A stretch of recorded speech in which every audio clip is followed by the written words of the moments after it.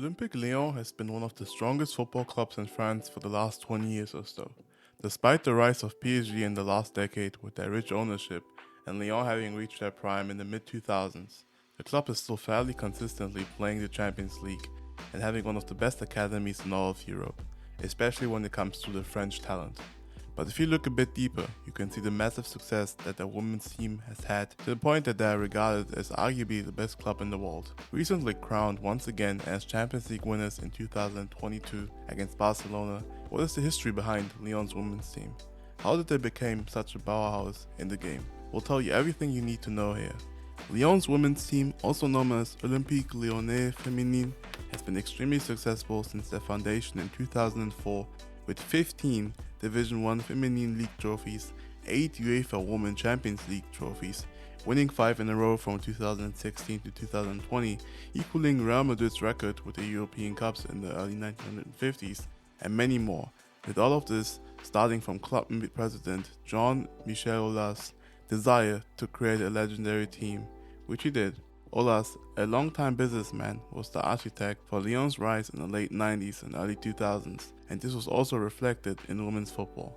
A lot of football owners have looked down upon women's football as not being profitable enough, but Aulas saw a window of opportunity to create a dynasty in the game, and that he did by investing heavily on Lyon Féminine, with the results all there to see now. The key of the success was quantity and quality. Not only did he invest in the women's team, but he also made sure that all of the fractions from the club, both male and female, were treated equally and received the best possible treatment and support. The academy is a good reflection of that. Just like the men's division has developed the likes of Karim Benzema, Anthony Martial, Atem Ben Arfa, and many more, their women's division produced in 2006 their current captain and leader of defense, centre-back Wendy Renard, who has won everything with Lyon and is widely regarded as the best defender in the world and arguably the best defender in women's football, or even younger, exciting talents such as Delphine Cascarino. Constant investment has been paramount to develop a proper infrastructure, but it was also important to sign the right profiles and giving them the platform to success. Lyon have had a strong core of players over the years, which has been reflected in their massive success in both France and Europe as a whole. But they also have signed a lot of big players that have boosted their chances in several competitions and also giving them a bit more of exposure in terms of commercial and international appeal. American football superstars of the game such as Alex Morgan, Hope Solo, or Megan Rapinoe have all had spells in the French squad. Lucy Bronze, one of the best fullbacks in the history of the game and recent Euros winner with England, played her trade with Lyon a couple of years ago, and French midfielder Sonny Bonpastor had 2 spells at the club before retiring, running the academy and nowadays being the first team's head coach. They are just some examples of the high-profile players that were part of Lyon in the past.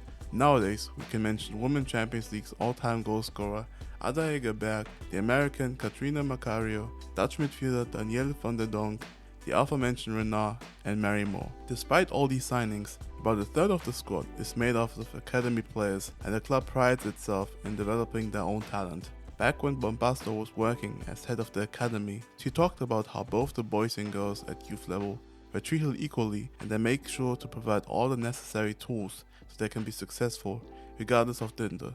In a day and age where big transfer fees are par for the course in football, a core philosophy that allows young talent to flourish provides a degree of stability that not a lot of clubs can offer these days. There has also been a lot of emphasis on psychological support, which has proven to be quite useful for their success and also a bit of forward thinking when it comes to the game. The mental side of things has often been discussed in the beautiful game for ages. But in a time where social media has become so visible and players are getting a lot more exposure than before, both in the male and female divisions, it's important that they get support from psychologists to make sure that they can live up to their potential. When a lot of football clubs are slowly providing quality structures for their women's team, Lyon have been doing this, and it shows in things that are not even related to the sports sides of things. They get charter jets to fly in perfect comfort. Some of the players, such as Ballon d'Or winner Ada Hegerberg, earning a 6-figure salary per year, according to rumors, and the best travel services possible so they can get much better rest. This is something that some top teams are still trying to provide for their women's teams, and Lyon have been doing it for years, giving them a clear edge over the rest. Overall, the success of Olympique Lyon Feminin is a clear example of what happens when you do things right and when you have an honest desire to see your team reach the pinnacle of the beautiful game. Ola's invested at a time where women's football was not so commercially viable, and he's reaped the rewards, building a modern-day Alfredo Di Stefano Real Madrid in female football, the best club in women's football and a huge example for other teams to follow.